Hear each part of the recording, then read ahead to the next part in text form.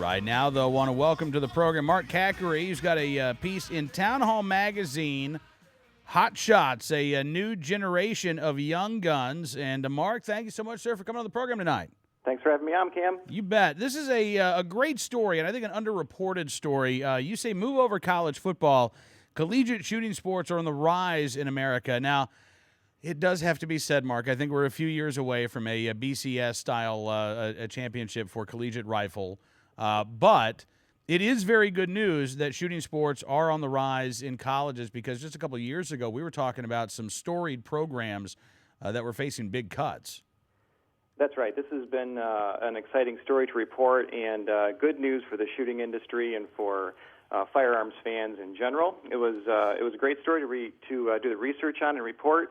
I was blown away by the amount of activity and interest and enthusiasm that I found when I started reporting on it, and it can only mean good things for the shooting industry and those interested in the Second Amendment and making sure these values and skills carry on throughout America. Absolutely, and I know that you start by talking about Texas Christian University athlete Sarah Scher, TCU winning the collegiate title this year. They've got an all-girls team. We talked with their coach, and because of Title IX restrictions, they needed a women's sport, and rifle actually fit the bill.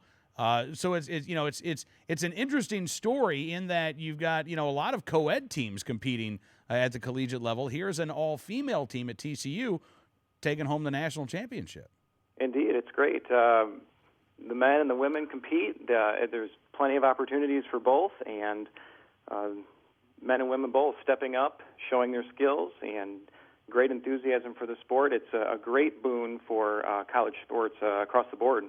Yeah, and you talk. I mean, obviously, we're talking about the highest level here, the NCAA athletes. But as you point out, at the club level, you're really seeing an explosion in interest everywhere from Hillsdale to Harvard. You say? Yeah, it doesn't stick only with what we would consider conservative schools. There's certainly some left-leaning or liberal-leaning universities and colleges that are involved in this, and they're receiving grants from the National Shooting Sports Foundation to develop their programs. You've got kids from every stripe and major, if you will, participating in these kinds of events. And again, that's just good news for the shooting industry and for firearms enthusiasts in general. Absolutely. You point out 43 colleges and universities received grant money from the National Shooting Sports Foundation. And you also talk about Michigan State University. They actually had a club level team that was dropped a few years ago. What happened? They brought the team back? Looks like they were gathering up some interest and some funds to bring the team back. Yeah, I didn't get into it too much with Yarmetter, Sarah Yarmetter, who I talked with there, but they've got some good interest now. They've got grant money to build on, and they've got 10 shooters, and they're looking at participating in a wide berth of competitions and getting back into it. That's awesome. And I know you talked to John Hammond, the rifle coach at West Virginia University, another story that I think is indicative of the support that these programs do enjoy, quiet support. West Virginia University, their rifle team was knocked out of varsity status. Funding was pulled, and you basically had volunteers, boosters of the program, step in and raise the money for this team themselves.